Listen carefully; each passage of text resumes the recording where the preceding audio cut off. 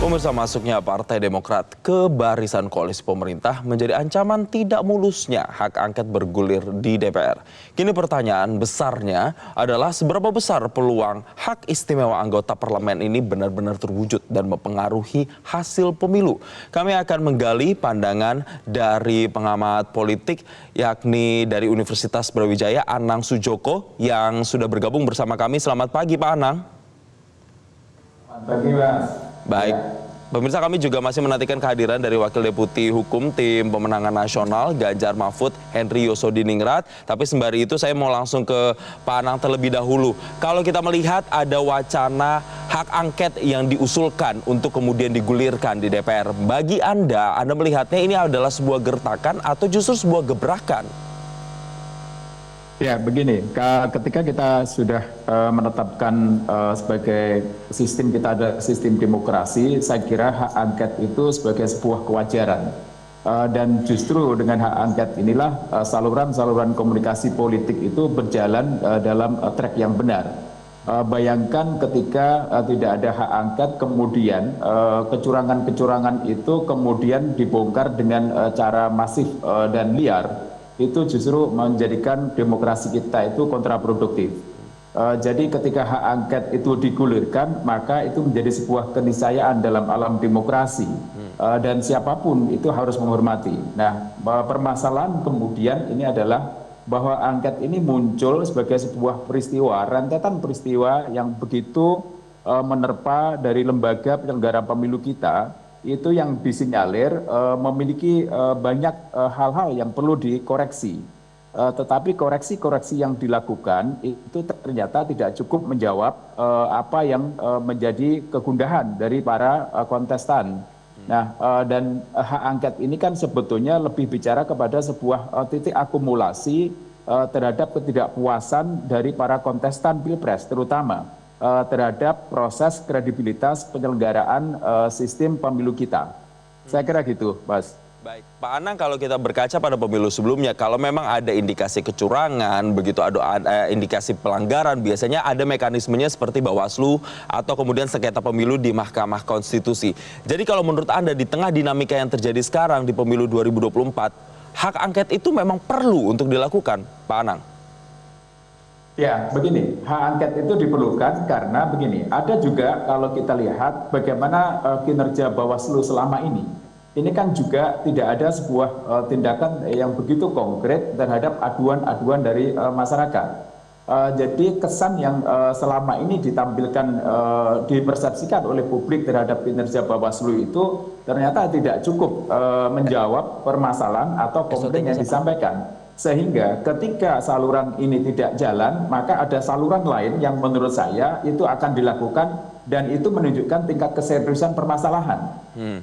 Permasalahan kecil oke, kemungkinan masuk di Bawaslu. Tetapi kemudian ketika hal ini membuat sebuah permasalahan tidak bisa diselesaikan oleh lembaga itu, karena satu bisa jadi adalah kredibilitasnya juga diragukan, maka hak politis inilah yang kemudian akan berjalan.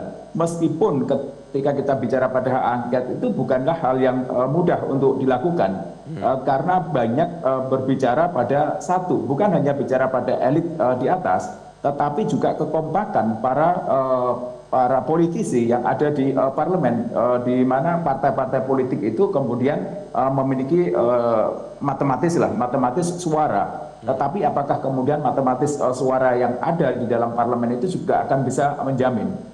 Nah, oleh karena itu saya berpendapat bahwa hak angket ini menjadi sebuah cara yang menurut saya cukup sangat terhormat dalam rangka menyelesaikan sengketa-sengketa yang dipastikan atau kemudian yang ini tidak akan bisa diselesaikan oleh lembaga-lembaga penyelenggara pemilu. Begitu. Baik, karena tadi ada trust issue begitu atas kredibilitas dari sejumlah lembaga penyelenggara pemilu. Tapi selain itu, Pak Anang, yang juga menarik adalah ketika kita melihat bahwa pemilu kali ini diwarnai dengan narasi kecurangan. Tapi sebelum kita lanjutkan perbincangan, kita juga akan melihat tanggapan dari Jimli Asyidiki terkait dengan kecurangan pemilu berikut ini. Selalu ada tuduhan kecurangan, tapi kecurangan itu adanya di mana-mana, menguntungkan semua paslon. Ada kasus di sana itu menguntungkan paslon 1, ada kasus di sana menguntungkan paslon 02. tapi di sebelah sana ada lagi 03. Jadi itu tidak bisa dituduh terstruktur langsung dari atas ada perintah, enggak. Ini kreativitas lokal, sektoral. Ya buktinya banyak kasus yang masing-masing merugikan tiga-tiganya. Nah jadi selalu dalam sejarah pemilu kita ada yang kayak begini nih. Nah itulah sebabnya kita bikin Bawaslu. Mencoba menanggapi pernyataan dari Jimli Asyidiki barusan, Pak Anang, katanya tiap kecurangan atau indikasi kecurangan ini menguntungkan semua paslon. Lalu kemudian kalau misalnya pihak-pihak yang mengusulkan atau mengajukan yang namanya hak angket di DPR ini, bukankah ini akan menjadi senjata makan tuan atau seperti apa?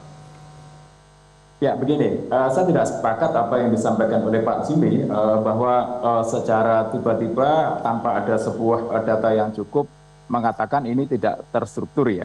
Saya kira perlu ada sebuah pendalaman atau investigasi ini terstruktur atau tidak. Jadi kita tidak bisa dengan mudah mengatakan ini tidak terstruktur atau ini terstruktur. Nah, terkait dengan masalah ada yang menguntungkan 1, 2, 3, ini permasalahan yang saya kira menurut hak angket ini kan bukan berbicara pada menguntungkan 1, 2, atau 3, tidak. Tetapi hak angket ini kan lebih bicara kepada penilaian kredibilitas penyelenggara pemilu. Sehingga kalaupun toh merugikan 1, 2, 3 atau menguntungkan 1, 2, 3, itu poinnya kebetulan bukan hanya di sana. Tetapi bagaimana sebuah produk dari lembaga penyelenggara pemilu itu bisa dikatakan valid. Salah satunya adalah tingkat atau bicara pada kredibilitas penyelenggara, kemudian proses penyelenggaraan dan kepastian kemudian memastikan validitas semuanya.